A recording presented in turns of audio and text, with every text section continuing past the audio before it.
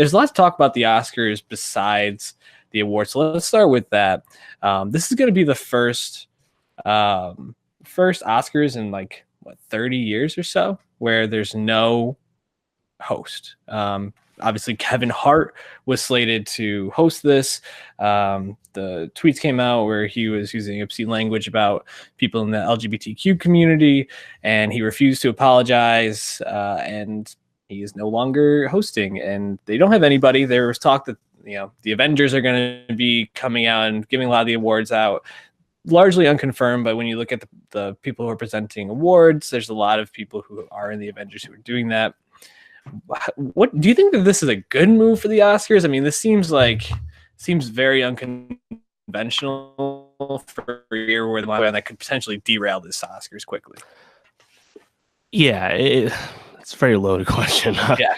Well, there's a lot riding on it too, because live event ratings across the board are down.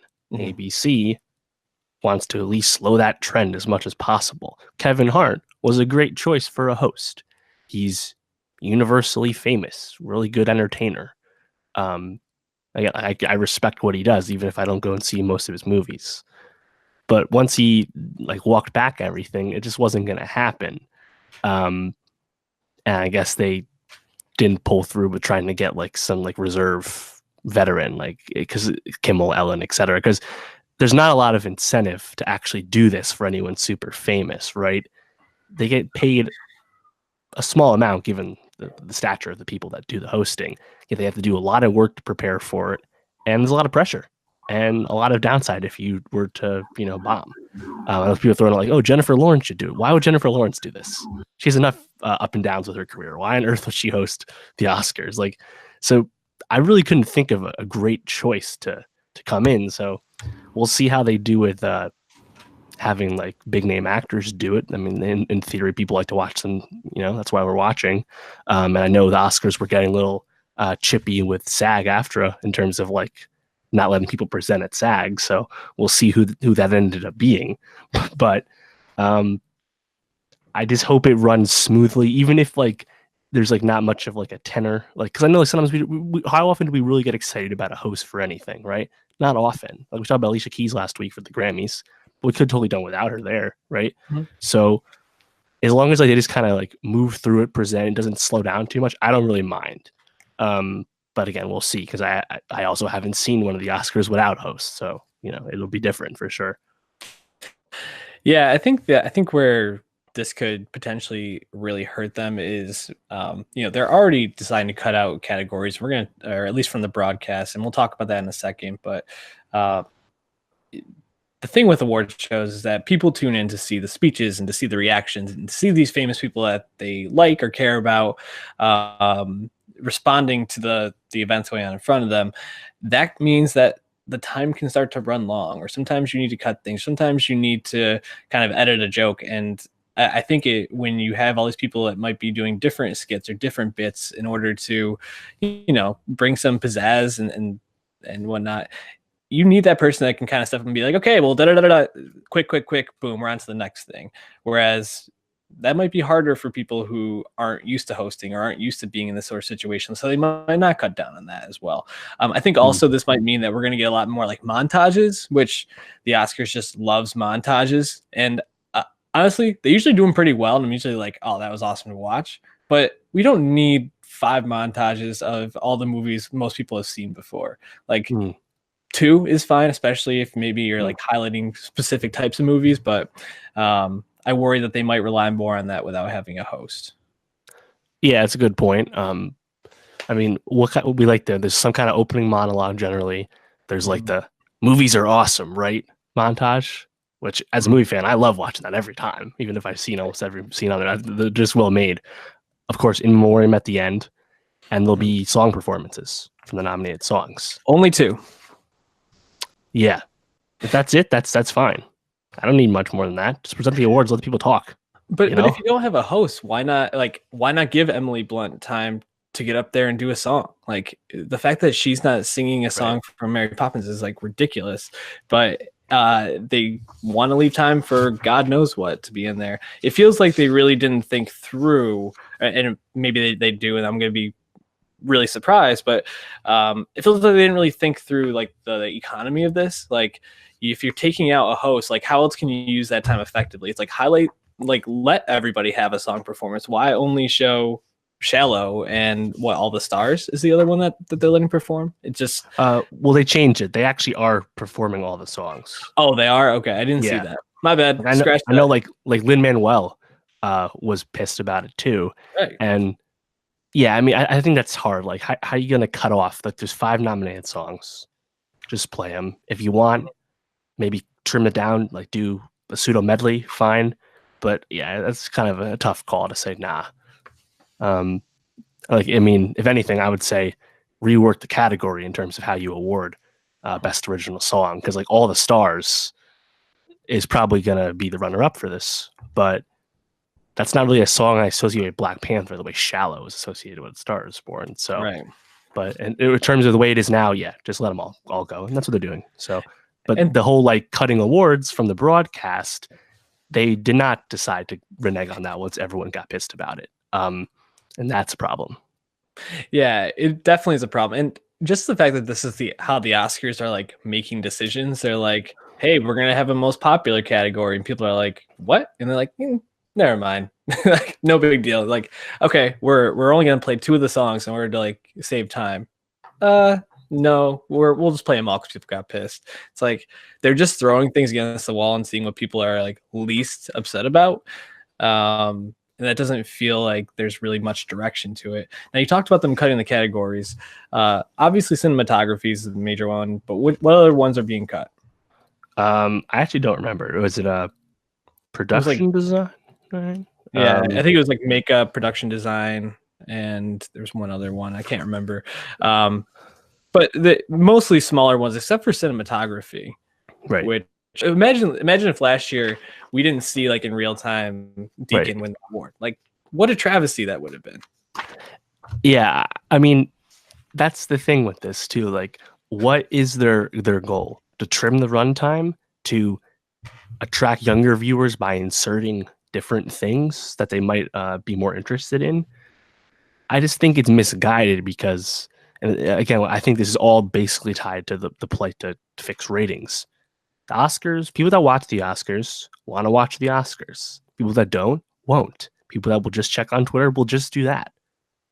Make the Oscars for the people that like the Oscars, people that like movies, and these types of movies, right?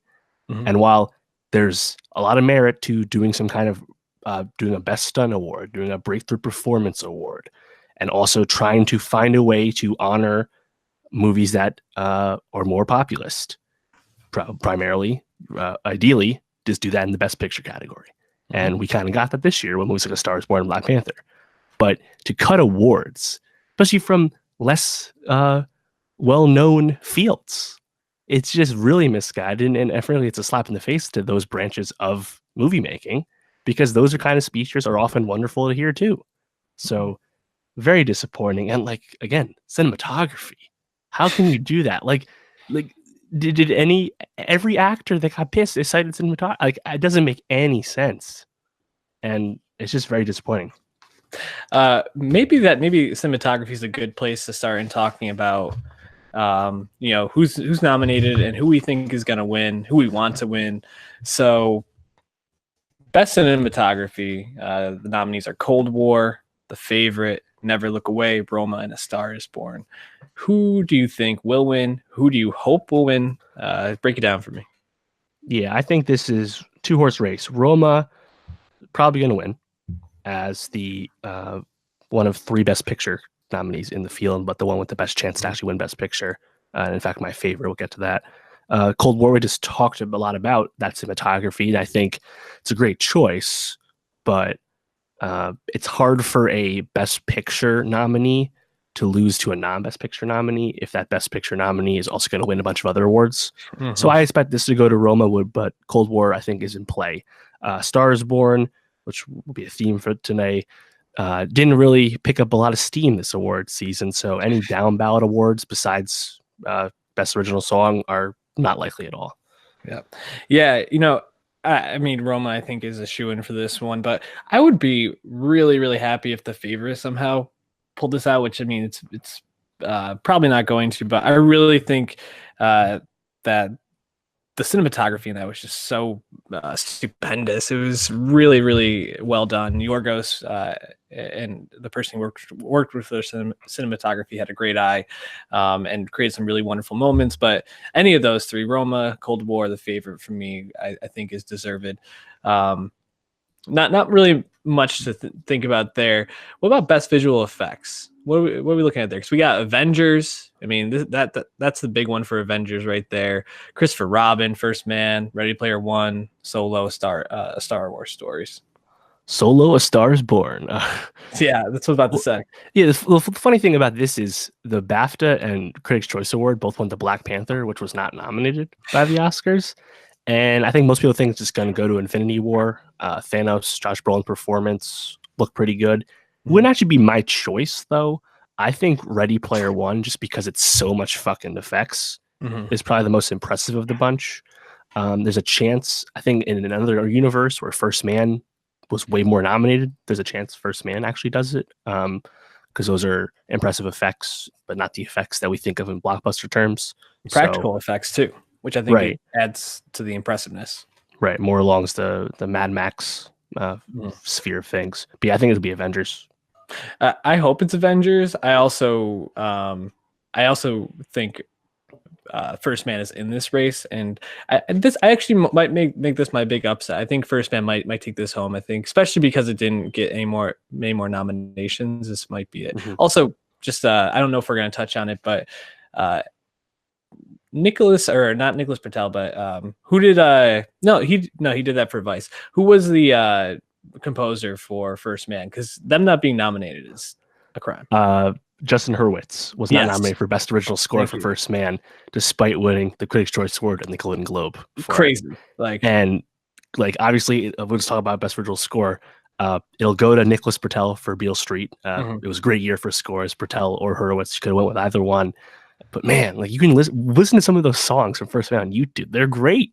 Especially the one when they're in the shuttle, go actually in flight. It's awesome. So that was really disappointing on my part. And Mary Poppins didn't pick up enough steam to really get in on this. So yeah, I think it's Beale Street in a walk. Yeah, definitely in a walk. All right, moving forward, what do you want to jump to next? Best animated picture? Any other? Yeah, sure. Production ones. Best animated feature is interesting just because going in, we thought it would probably be the Pixar movie because odds are that's the correct choice. It's usually the one that wins. But not this year. Nope. Spider-Man Into the Spider-Verse has won fucking everything. PGA, Golden Globe, BAFTA, Critics' Choice. It's winning. And good for them because it is, in fact, the best choice. I know there was some fear I Love Dogs, the adult animated movie, could sneak in there. That's not going to happen. And Incredibles 2, great choice, wins in almost every other year, but not this year. Spider-Man is worth honoring, and I'm glad it's going to get this recognition. Yeah, absolutely. I think it should have gotten a nomination for Best Picture as well, just for how much of an achievement it was. And we talked about that in our best of 2010 movie or 2019 movies, 2018 movies. Geez, what year is it? But Spider-Verse is amazing. Definitely should get the recognition. Moving into probably my favorite category, best documentary. Free Solo, Minding the Gap, Hal County, This Evening, A Fathers and Sons, and RBG. I've seen 3 of 5, and really I thought I was going to see 4 or 5 in this category because I thought Won't You Be My Neighbor, horrible snub, especially I just watched it again the other day. What a wonderful movie. Feel good. Mr. Rogers, RIP. But I mean, Minding the Gap, easy category for me. And that's the thing. I don't think it's going to win. You think it's going to be Free Solo? Well, here's the thing. Neighbor won the PGA, and Three Identical Strangers, another one we thought would be here, won the Directors Guild.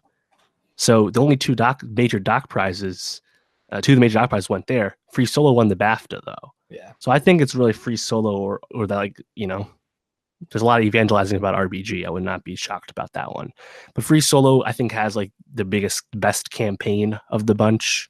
I also think it made the most money behind Won't You Be My Neighbor. So is an interesting one. I'm not positive about it, but I think it's free solo RPG, which is disappointing because everyone who's seen Minding the Gap uh, thinks it's perhaps the best movie of the year, not just best documentary. So, but at least it It, got there. it should be Minding the Gap. I think if anything beats it, it will be Free Solo. They do have a great campaign too, and I haven't seen it, but I'm really excited to see that one. Ballad of Buster Scruggs, Black Klansman, Can You Ever Forgive Me, If Beale Street Could Talk, and A Star Is Born are the nominees for Best Adapted Screenplay. Um, my vote would be for Beale Street. I could see Black Klansman getting this one, and I wouldn't hate it. It would suck if this is how Spike gets his first, Oscar Academy Award. But who do you got in this category? Yeah, I think it's Black Klansman. They won the BAFTA. Beale Street did win the Critics' Choice Award. I think Beale Street's the second. It's really just between those two, but Beale Street was very overlooked this year. Black Klansman, on the other hand, is nominated for Best Picture. Spike Lee, again, there's a lot of support for him. Spoilers, I don't think he'll get his first Best Director, despite him obviously being deserving of this. So I think Black Klansman's definitely a shoe-in. We're actually recording this before the Writers Guild Awards have happened, but all of those except Scruggs were nominated, and then the other one was Black Panther. So we don't actually know who won that. Obviously, that would give us a little more insight. But yeah, I think it's Black Klansman. How is Scruggs even nominated? Like, feels like a weird nomination. I think even when it came out, we were like, Scruggs, really? I didn't expect it, but I think it's deserving. It's a pretty impressive screenplay. I mean, it's the Coens after all. Weren't only two of the stories adapted though? Is that right? I'm not sure how the award like works, how much it takes. I don't. It doesn't take much, but I just think for what Beale Street and Black Klansman were to Scruggs was just my opinion. Anyways, moving on to original screenplay though. The Favorite, First Reformed, Green Book, Roma, and Vice. A lot shorter names in that category. Who do you got winning this one? Yeah, so this is similarly what the Writers Guild thought. Only 3 of these were nominated for Writers Guilds: Green Book, Roma, and Vice. The other 2 were Eighth Grade and Quiet Place. On the other hand, Quiet Place. What the hell does that even look like in terms of script? Right. The Favorite, though, not nominated for the Writers Guild, just won the BAFTA. Of course, yeah. BAFTA's duly in British, so that makes sense. And then First Reformed won the Critics' Choice Award, also not done by the Writers Guild. And Green Book won the Golden Globe, which sucks. But I think this is another one I can't quite put my finger on it because I feel like this is that big award for Vice, because that is a screenplay that some people detest and other people really like, and I think it's definitely a screenplay that's doing a lot. But I also have been leaning towards The Favorite, which I think also is, despite it being tied for the most nominations this year with Roma, is not going to win that much. And I think this is a well-earned award for Favorite, especially since Roma's going to get plenty of other stuff. So I would lean Favorite, but I wouldn't be surprised if Vice or Roma wins. Because again, if Roma goes on a big run and wins a lot, leading into Best Picture, this could be one of those things. On the other side, if Doomsday happens and Green Book wins a lot and then wins Best Picture, it could be that. But yeah, I'm leaning Favorite. I'm leaning Favorite. It's actually interesting because I think Favorite and Vice were kind of put together in similar ways, where they took a lot of different information from a lot of different texts to build these scripts. I would really be so pumped if First Reform pulled this out. I know it's probably like running 5th in this category, but man, I'm just happy he got nominated, because that's a film that should have been nominated a lot more, recognized a lot more. But Favorite for Best Original Screenplay would be my pick. Best Foreign Language Film. Man, if Searching had been in this category, this would have felt impossible, I think. Searching? You mean Burning? Burning.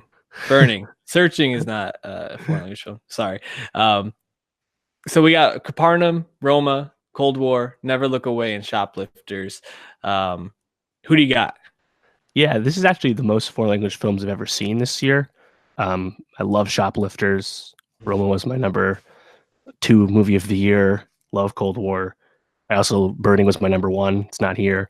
And the weird thing is, Never Look Away, the German entry, was nominated despite no one fucking seeing it. I think it's still only playing in 2 theaters. Like, it's so slow. I think it just got to California. It was in just a New York theater for like weeks. So that's a little weird. That being said, it's going to be Roma because Roma's the only one of these that was nominated for Best Picture. So that kind of, spoils the category in a sense. But it also won a Globe, won a BAFTA, and won the Critics' Choice for Best Foreign Language. And the other ones won it. Second place, obviously, would be Cold War, given its other noms. But yeah, I mean, this is the walk of walks. Like, the odds are shitty, still bet everything.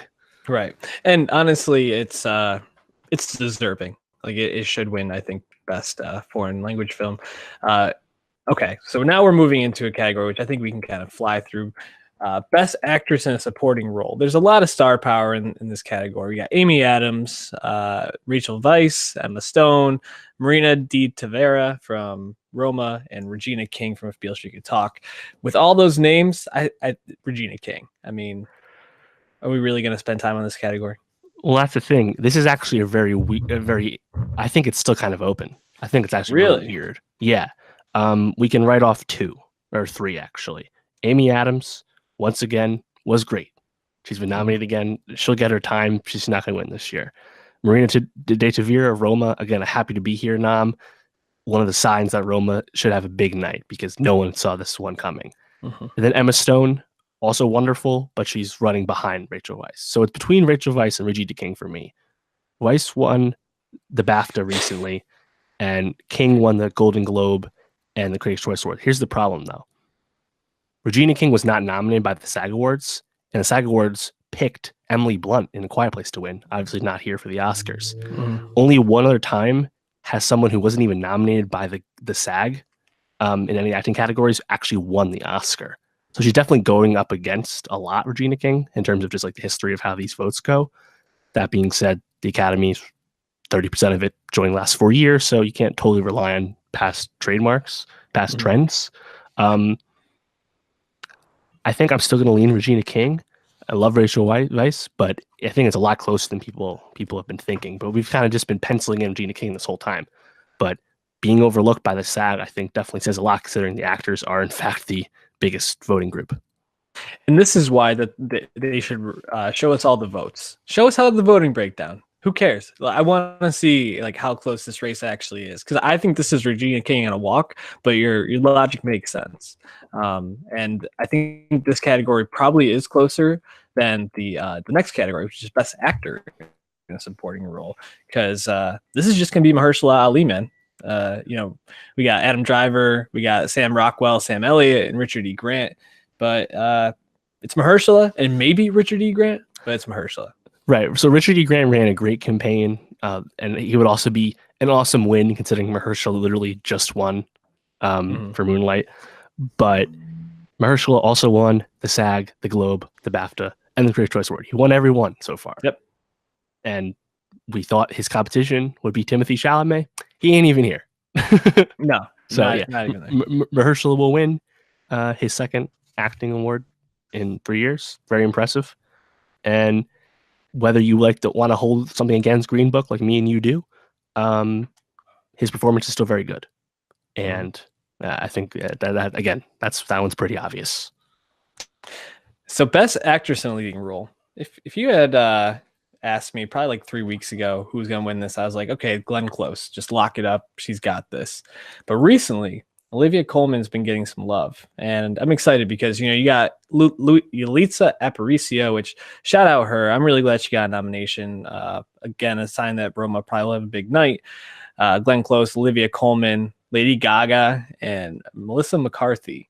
But I think Colman might take this one home, and I think there's 2 pieces to it. One, I think if Weisz and Stone. Stone's not going to win the supporting actress, but I think because Regina King will take that one home, people are going to lean towards giving Colman the recognition for this.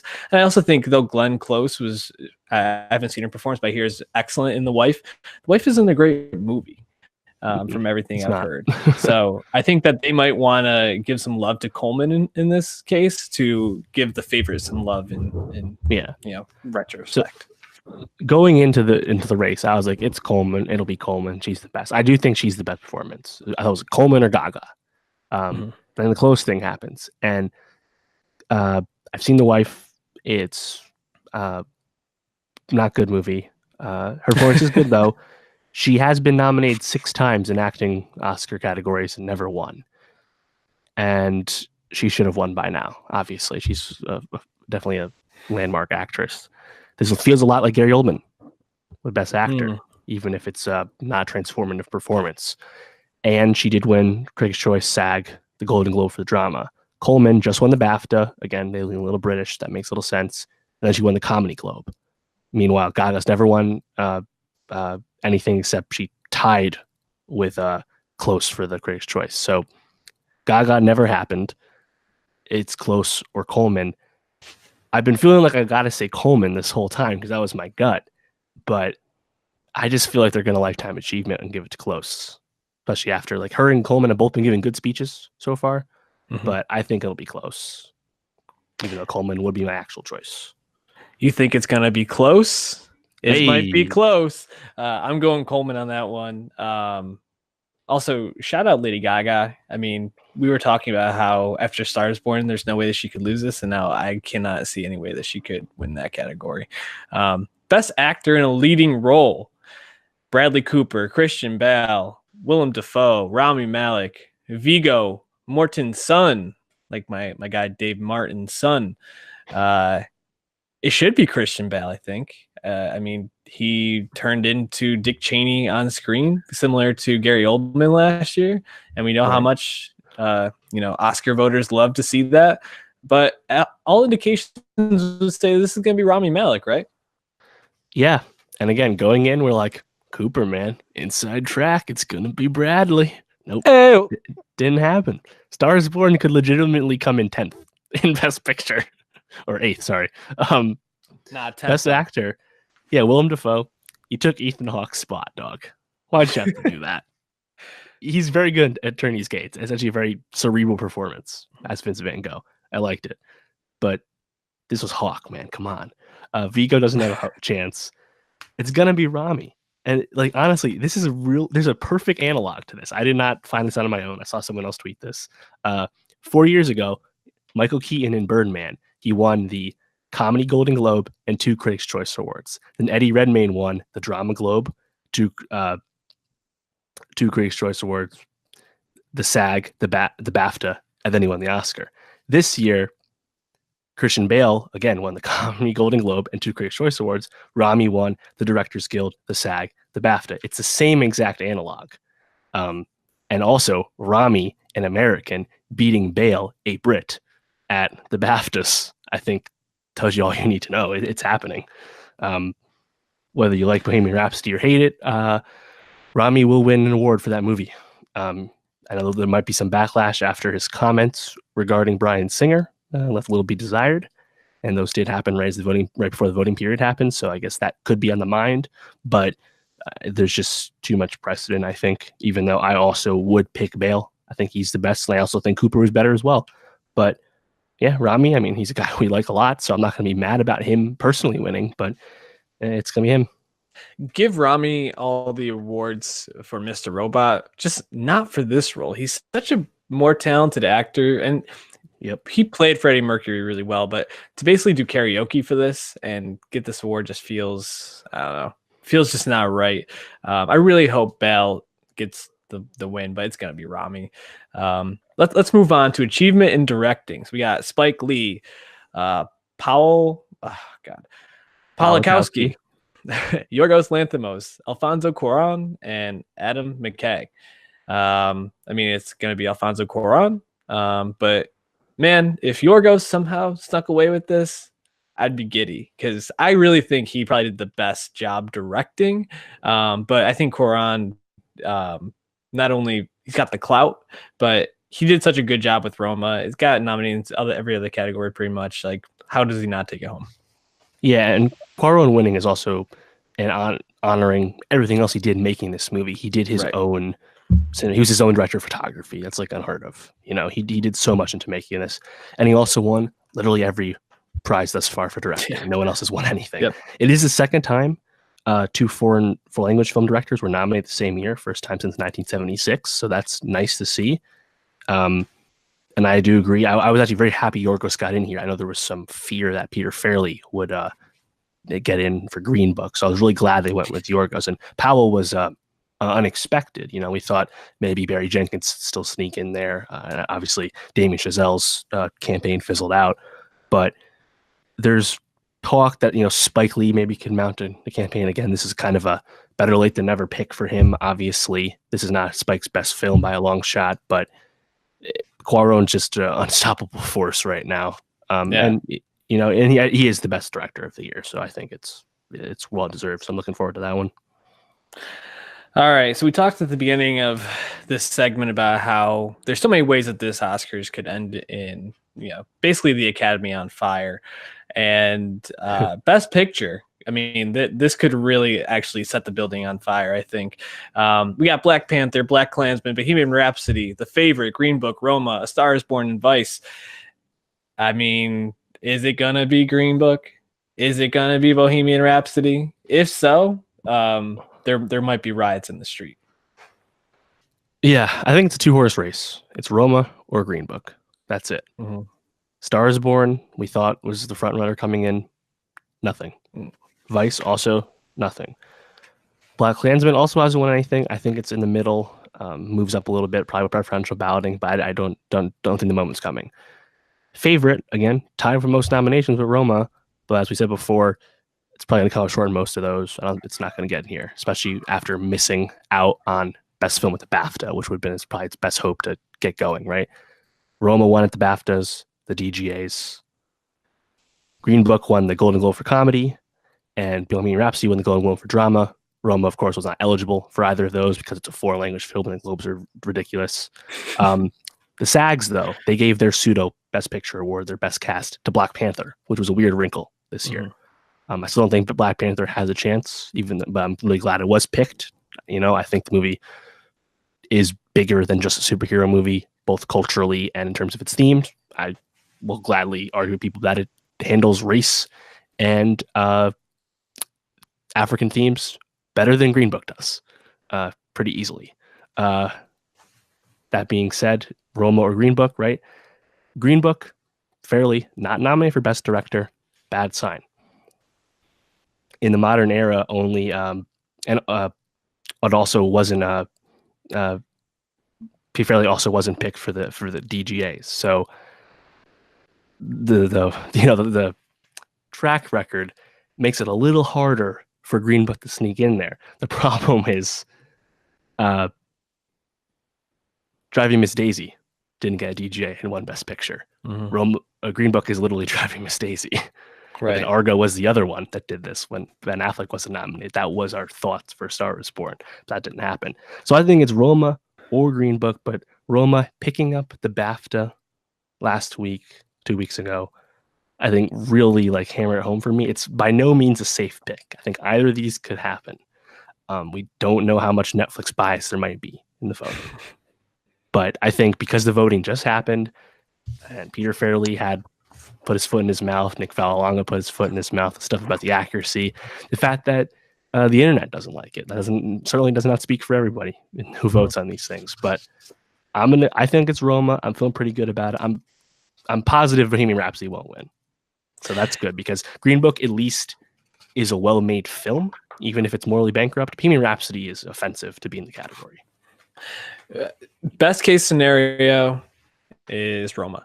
Second best case scenario is Black Panther. I think somehow gets the was it preferential voting or the tiered voting, however whatever the name of it is. Yep. Worst case is Bohemian. Second worst case is Green Book. So, but the thing is, we're living in a timeline where those 4 possibilities are real possibilities. I do think Roma will get the award. I think it'll be a big night for it. I'm looking forward to hearing Cuarón talk about it and having it be a foreign language film that in this day and age is taking home the Best Picture award. But man, if Green Book wins, Twitter might actually just explode. The takes would be seething through my phone at me. Mike Francesa will be happy though. Yeah. The movie old white men love the movie. And if there's someone whose movie taste I care about, it's Mike Francesa for sure. Either way, it'll be a really interesting Oscars to watch. So I hope that the people are tuned into what the narratives are, because I think it really makes it a fun show to watch this year, and I hope people tune in. We will be breaking it down right after, giving you a short breakdown of all the things that come up in our takes on it. So tune into that. Also, give us a subscription on the page. Any last thoughts on the Oscars? Maybe like one dark horse prediction or something that you really want to see win. I really want First Man to win sound mixing and sound editing. Everyone knows I really like that movie more than most people. And because it got ridiculously overlooked in score, I really want to win down there. Those are actually interesting categories just because Roma's there, Rhapsody's there, Stars Born's in mixing. I feel like those ones can go a lot of ways to really call those. And then lastly, on those other categories, best makeup and hairstyling, Vice will get something. They'll get that one. I think those are good picks. I'm just hoping Minding the Gap gets the best documentary, because I think it was the best documentary. So we'll see. But I haven't seen Free Solo, so that might change my mind. Anyways, tune into us afterwards. Leave us a 5-star rating and review. Give us all the feedback. Follow us at Nowstalgia Pod on Twitter, and we'll catch you after the Oscars.